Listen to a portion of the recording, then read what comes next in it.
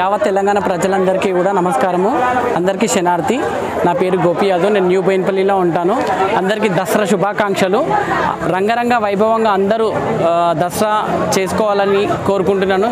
అందరికీ సంతోషంగా ఆయు ఆరోగ్యాలని సిరి సంపదలని ఎప్పుడు అమ్మవారు తోడై ఉండాలని కోరుకుంటున్నాను. నేను పెట్టి 11 సంవత్సరాలు అవుతుంది.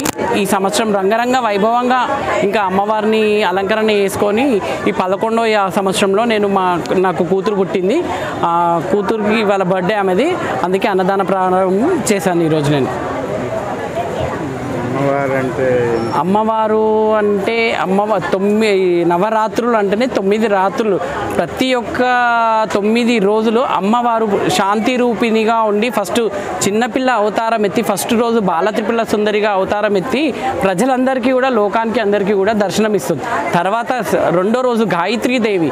గాయత్రి మాత అంటే లోకాన్ని మొత్తం అంతా శివుడికి కానీ విష్ణుమూర్తికి కానీ అందరికీ కూడా తను గాయత్రీదేవి కాబట్టి అందరికీ కూడా ఆయు ఆరోగ్యాలను అందరినీ కోరుతూ మంచిగా ఉంటుంది.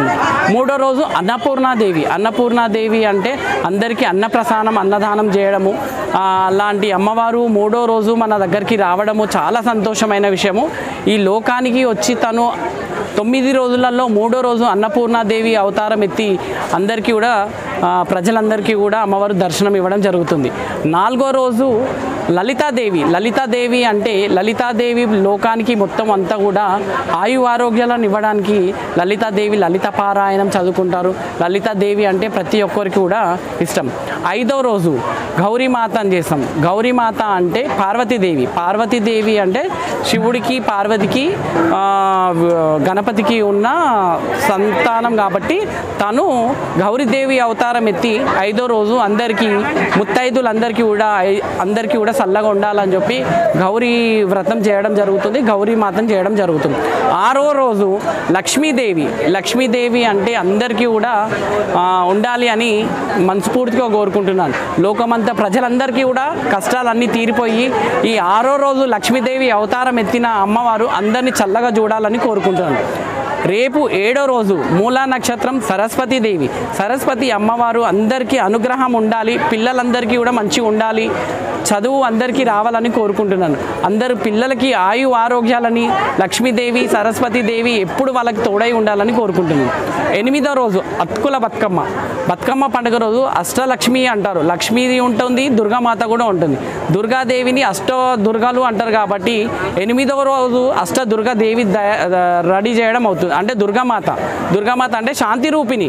8వ రోజు ఆమె చిన్నపిల్ల రూపంలో బతుకమ్మ స్టార్ట్ చేసేసి 8వ రోజు అట్కుల బతుకమ్మకి మంచిగా రంగరంగ వైభవంగా అందరూ ముత్తైదుగులు ఆడపడుచులు అందరూ కూడా ఆడి పాడి అంతా మంచి చేసుకోవాలని 8వ తారీఖు అష్ట బతుకమ్మ ఉంటుంది కాబట్టి అమ్మవారు ఆ రోజు శాంతి స్వరూపిణి దుర్గాదేవి. 9వ రోజు మహిషూషవర్ధినిగా అవతారం ఎత్తి మనందరికీ కూడా లోకానికి అందరికీ కూడా దర్శనం ఇస్తుంది. 10వ రోజు దసరా.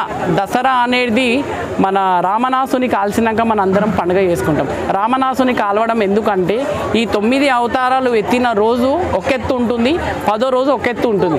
అంటే కాళికాదేవి అన్నమాట. కాళికాదేవి రూపంలో మనందరికీ దర్శనం ఇచ్చి 10వ రోజు శాంతి స్వరూపిణిగా ఉండి అమ్మవారు లోకంని మొత్తం కాపాడి అందరినీ ఆయు ఆరోగ్యాలతో ఉండాలని అందరికీ దర్శనం ఇస్తుంది. జై మాతాజీ.